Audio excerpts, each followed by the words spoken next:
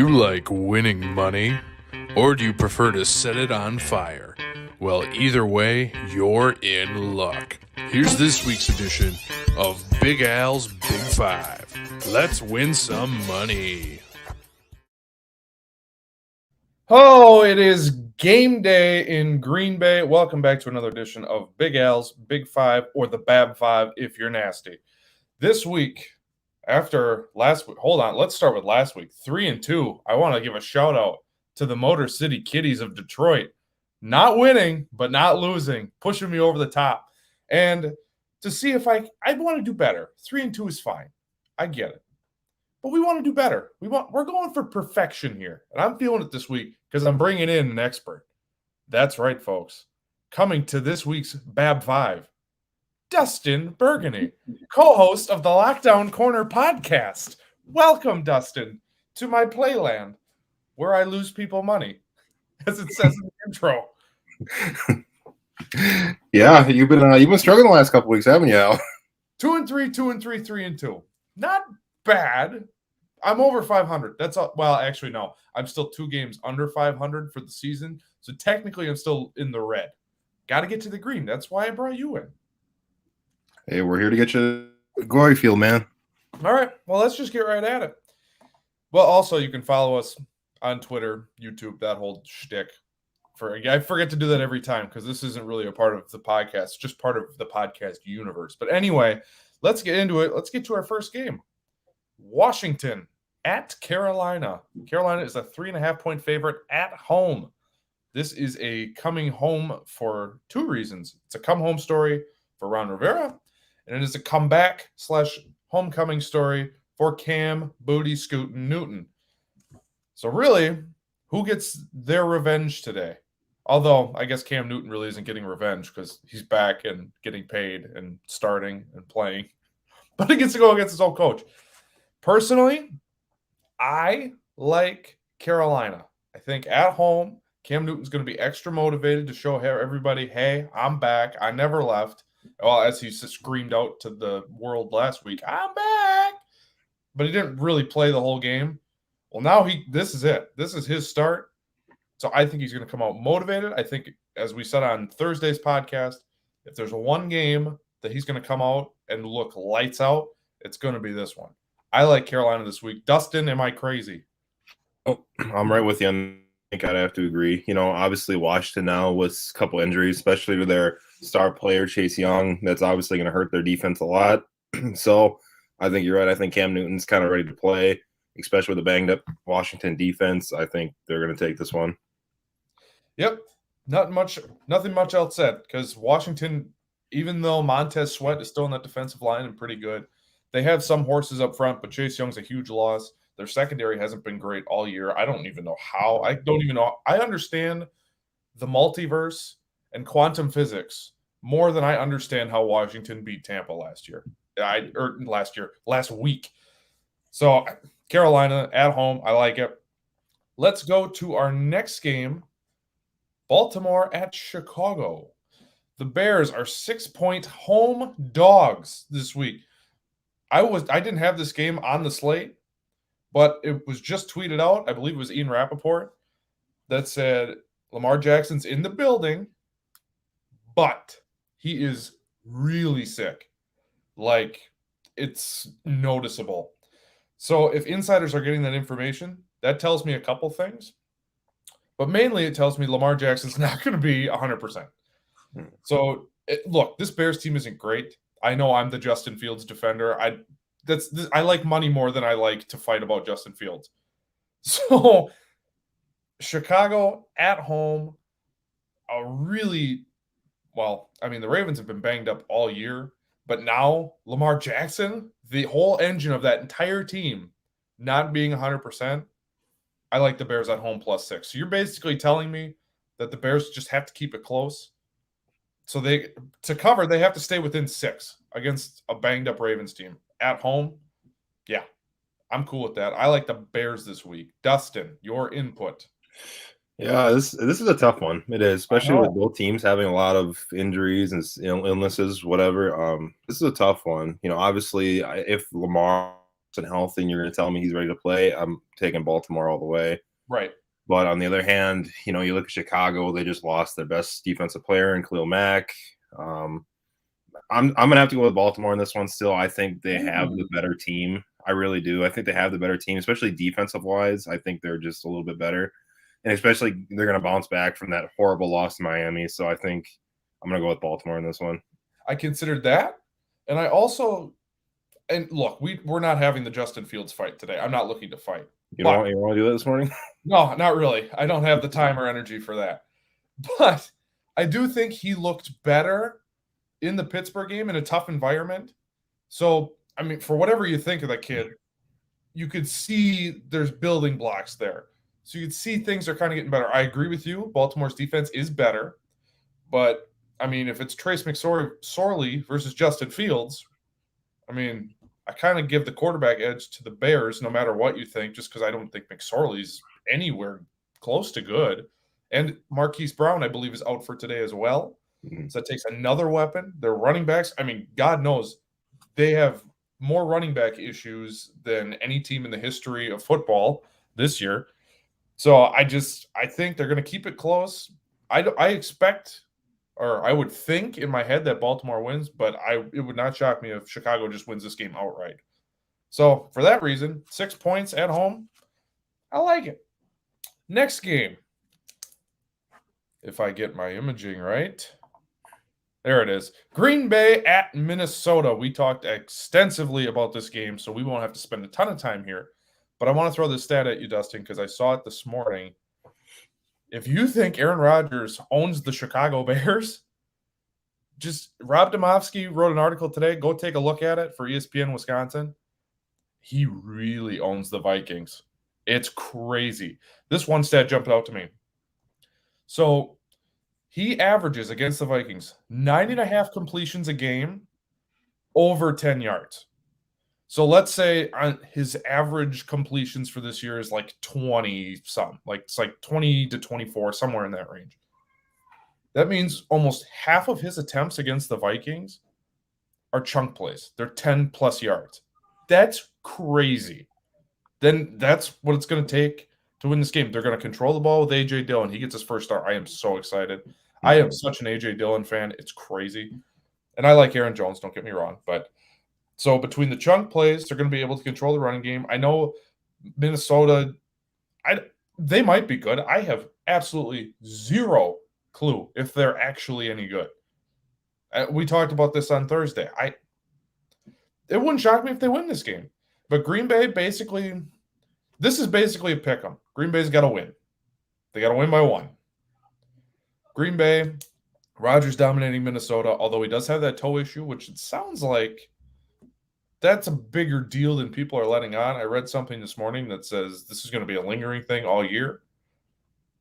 I'm a little concerned, but they have the running game. They got the weapons, or enough weapons. So really, to me, this game comes down to the defense against Minnesota's offense. Yeah, I mean, kind of nailed it there. I think, like you said, Minnesota just weird teams that, like, you don't know how they're going to play each week. I think, they got – I didn't say this on, during our podcast, but I think the holes they have in their team really hurts them because it's the key positions that they need that can't step up. Like, we have guys we can pull in to make plays. They just don't have that. I do want – you just said holes, and they are getting a little bit healthier. I saw Patrick Peterson is back today. Now, he's not Patrick Peterson of yesteryear, but that's still a decent piece. I'm sure he's still able to jam up. Well, and we don't know if Lazard is playing yet either. So I said Green Bay's got the weapons, but they might be down a couple receivers, and actually they just activated Juwan Winfrey, who you may remember from the Arizona game a couple weeks ago. He's back. He will be active today. So it's in my head, Peterson will be on Adams. I still give the edge to Adams. I don't love this version of Patrick Peterson. Yeah, he's not the Patrick Peterson of Arizona anymore. No, he's a Hall of Famer, first ballot. I get all that, but this is like, well, it's actually textbook, like veteran leaves team he's been with forever and then falls off a cliff because they don't have anything anymore. When Adrian Peterson left Minnesota, he was gone. Like, literally, he went to Arizona and no one heard of him again. Emmitt Smith, same deal. So I think that's the version of Pat Pete we're getting. So anyway, that was a lot of analysis to basically say I like Green Bay to cover and win today against Minnesota. Yeah, I'm with you now. I think Green Bay wins. I think they get their running game going. They would just kind of seal the deal from there. All right. Yeah, I agree. Moving on. Dallas at Kansas City. Kansas City, 2.5-point favorite at home. So they're basically saying they would be even teams on a neutral field. This one I stared at for a long time, and this is where I'm at. Are we sure Kansas City should be favored over anybody?